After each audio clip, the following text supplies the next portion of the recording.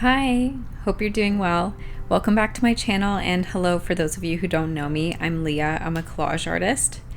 I originally recorded a video to put out today that was a vlog for my art show, but it was just miserable to watch. I didn't enjoy it. So instead, I am taking footage of pieces that I had started but never finished, and we're going to start them again and hopefully finish them. For those of you who love my videos and love collaging along with me, this is a perfect video for that, so I hope you grab your scissors, grab your supplies, and let's collage together and talk about cool collage things. This piece I've been working on for years. It's a larger piece, so I wasn't really sure what to do with it, but I just knew that I loved the colors between this piece and like the red standing out, the blues, and this lovely yellow color. Going back and trying to revisit pieces that you've already done is a great way to get started if you're struggling with a blank canvas. I also think that these are great ways to really remix your work. For example, as collage artists, we are the ultimate remixers. We take pieces that have been just forgotten and we remake them into something beautiful that has a completely new meaning. Instead of starting with a blank page all the time, well, we still do, but the way that we start with it is through someone else's media sources. And this gives us the ideas for it. This is why I'm often kind of resistant to saying if my work is good or bad, because I don't really see my work as my own sometimes, and not because I don't think it's mine, but because I think that as collage artists we're a vessel for creating something new. We're deeply understanding a message of an advertisement, a photo, understanding the mood of it, and then we're taking that and just absolutely obliterating it. If a piece is happy, I often make it something that is disastrous, for example. These are things that I didn't start with, but I felt that emotion towards the piece and I was able to remake it into something that had that feeling to it. Then the beauty of that is that you can use juxtaposition to come up with some really interesting ideas. I love using humor in my work, and it's so easy when it comes to using magazines from the 1920s to 1990s. Culture used to be so different, and it's really crazy to even read some of the things. It's like a full history lesson and just like a message of how far we've really come in a society that there was a time where there was only men. When looking at these old media sources, you just know that there was not a single woman in that room, let alone anyone with any sort of diversity, because these things getting approved are crazy. There's some like advertisements I've seen where men are like pulling women by their hair, for example, or one of my most famous ones when I show is called Alexa, and it just says electrify your wife on it. And that advertisement was for a dishwasher, I'm pretty sure, which is just crazy to think that that's all we're good for example. That exact advertisement made it through an entire creative process, through photography, through the approval department and finances, and even to the print people were able to print it. And then it was printed and reprinted, which means that no one really complained about it at a mass audience. But I think that that's where technology, I guess, helps us have some sort of power. I also quickly wanted to talk about composition with pieces that are more abstract. You can see here that I lined up the background mountain with the foreground mountain to make them seem like they work together a little bit better. And this blue with the leg, I'm trying to make it kind of fit in here where the leg is, so that it almost looks like it's like blending into something, but still like lending its own. And I also added some of these blue elements to bring the blue of the inside of the shirt on the man. And overall, this is kind of a weird piece, but I'm liking it.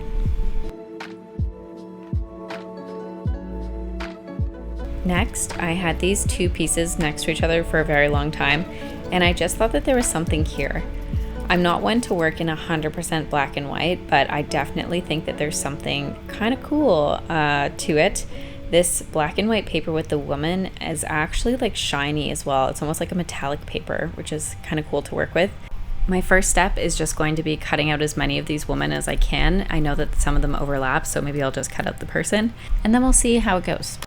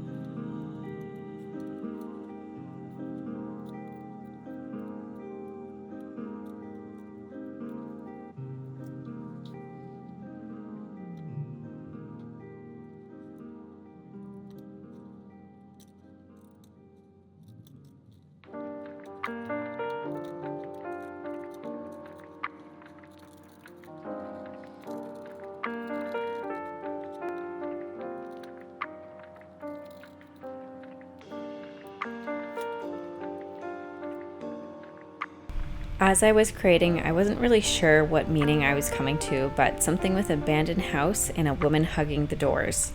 I could definitely think of like homelessness, missing an old house that maybe we've sold in the past or moved on from. I know a lot of my homes from the past I think about all of the time. For example, my university room in my 3rd and 4th year house was honestly, to this day, my favorite space. It just made me come alive every time I was in there, and I miss it to this day. So maybe that's why she's so upset at the door and she can't get through it.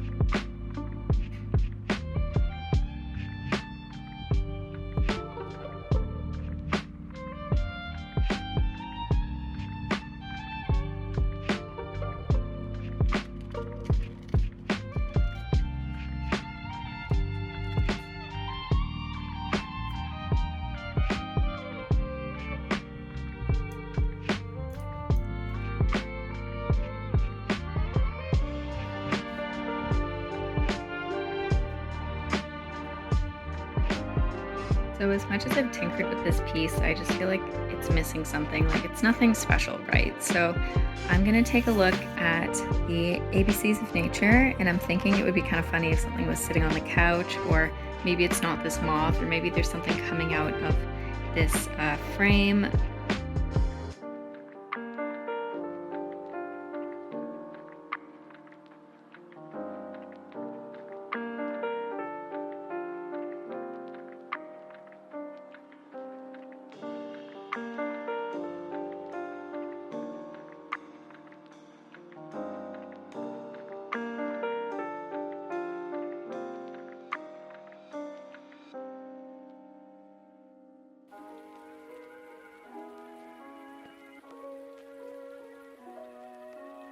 So I had been looking for a bird, but I think that this guy's pretty cute, and I think he'd look cute on the couch. He kind of matches the moth color too. So I'm gonna cut him out and give it a try. Although this toad is kind of massive too, I kind of like him, so I'm gonna pull him out as well. There's also this mole, and although I don't think he goes with this collage, I just don't feel like I can leave him behind, so I'm gonna cut him out as well. Okay, so now I have all of these little characters as well, and I'm gonna try to figure out how to use at least one or two of them for sure. Right now I'm leaning towards the frogs actually, because I think that he would be really funny like sitting on the couch, and this guy could be like coming out of the ground, and this whole time I was really looking for something that would be looking at the moth, and he definitely is, and it's kind of funny, like he could be like crawling out of the ground like that.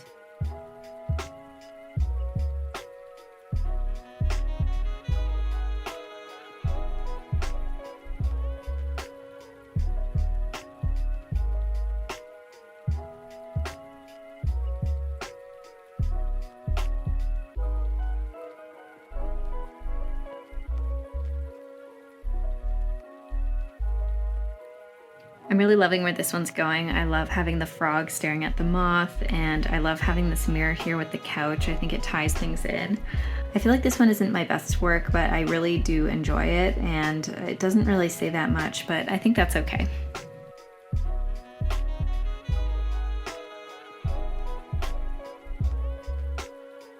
I've had this piece for so long, and there's just so much I could do with it. I keep fuddling around with it, and I just never come to one conclusion.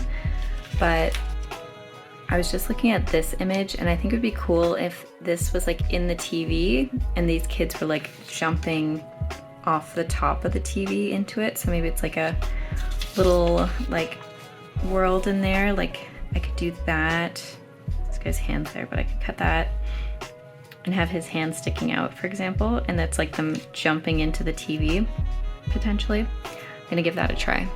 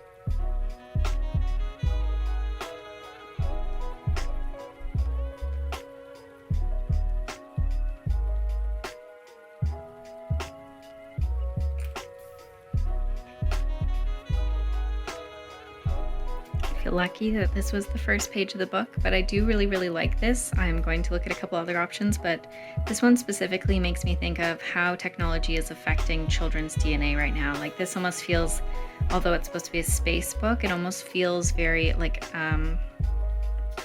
biological.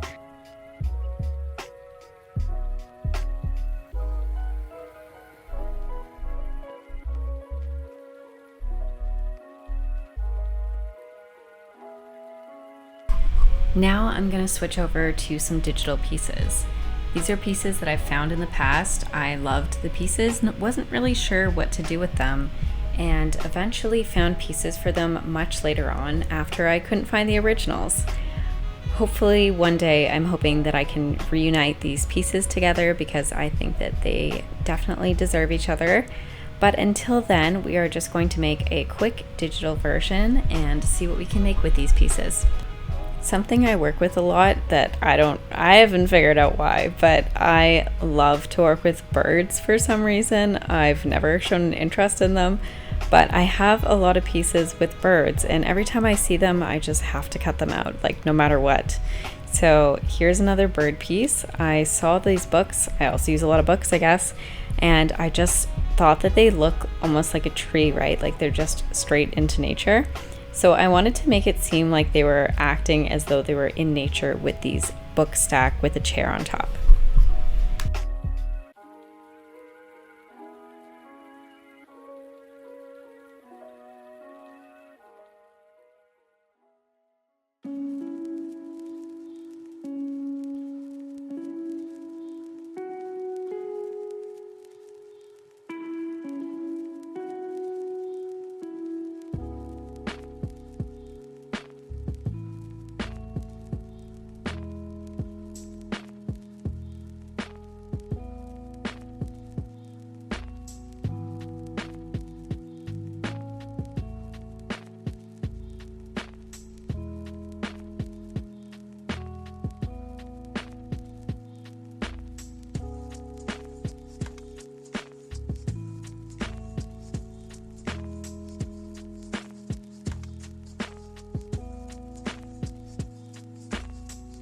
When I found the photo here with the woman playing the flute, I just knew that these all belonged together. I wasn't sure how they were going to interact with one another, but I definitely love where this is going.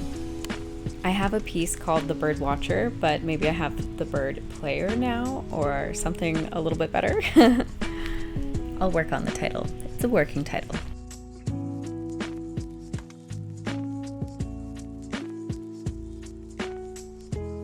Next up is Miss Virginia Slims. I've loved this photo for a very long time, and I just didn't really know how to use it. I love the flared pants, the fact she has a little cigarette in her hand. She just looks like she's just carefree. So let's see what we can do with her.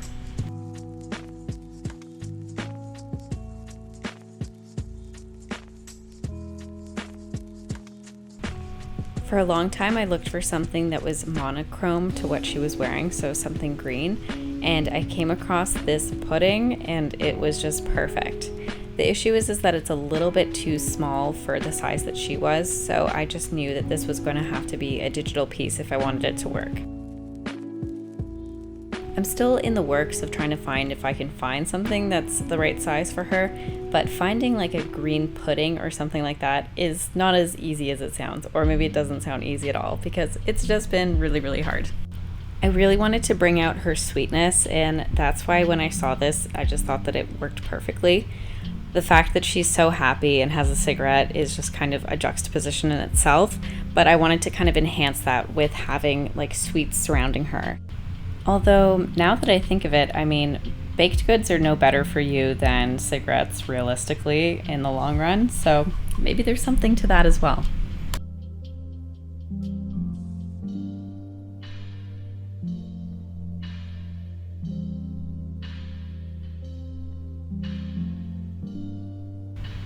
If you ever dabble in digital collage, this is how I kind of do it to make it look like it's more by hand, is using the lasso tool for this little part here. It just gives it a little bit more of an edge that looks like something that you would make by hand, and it works really well. I basically do that and then copy it and paste it over top of the other layer so that she looks like she's integrated into the piece better. What sparked me to try doing this piece again was the discovery of this background piece. I think it's exactly what I was looking for. I love the pink with the green, and there's some green in the background. It's just really, really cool. So I can finally call this piece complete, which is very exciting.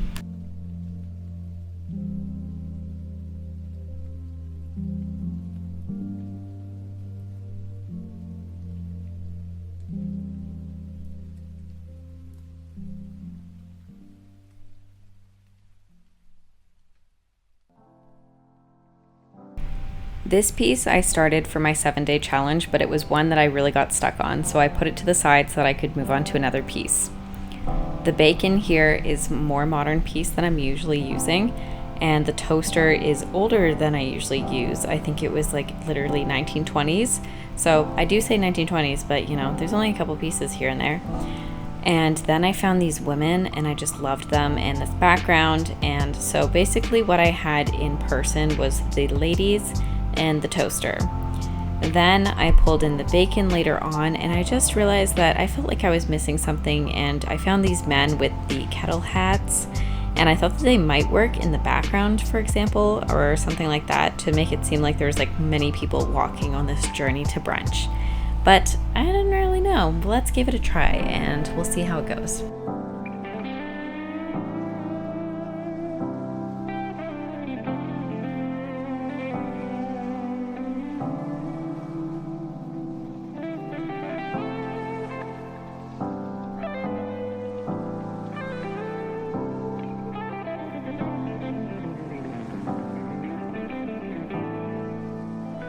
So here is the biggest reason why this piece needed to be digital.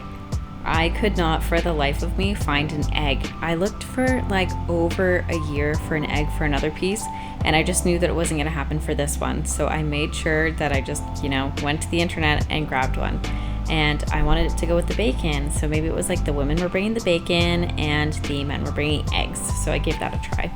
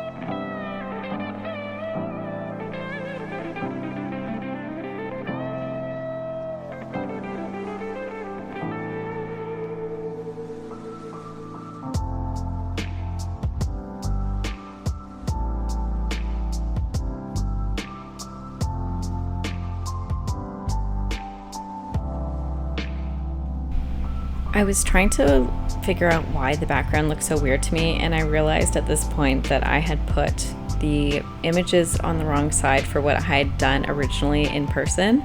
So I flipped them back around, and then everything started to come together a lot more quickly.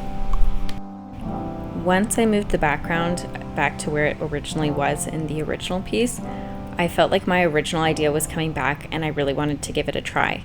Instead of having the men in the background, I wondered if this woman's box was replaced with an egg, and then we could get rid of them altogether, but let's see.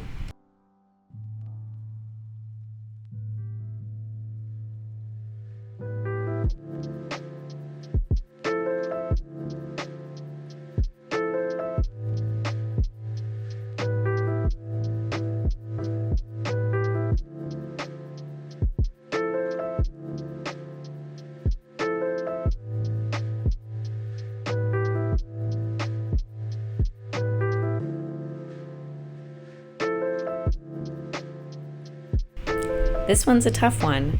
Egg boys or no egg boys? I would love for you to let me know what you think in the comments. So those are all the pieces I had to finish. I hope you liked them, and let me know which one's your favorite in the comments. I'll see you soon.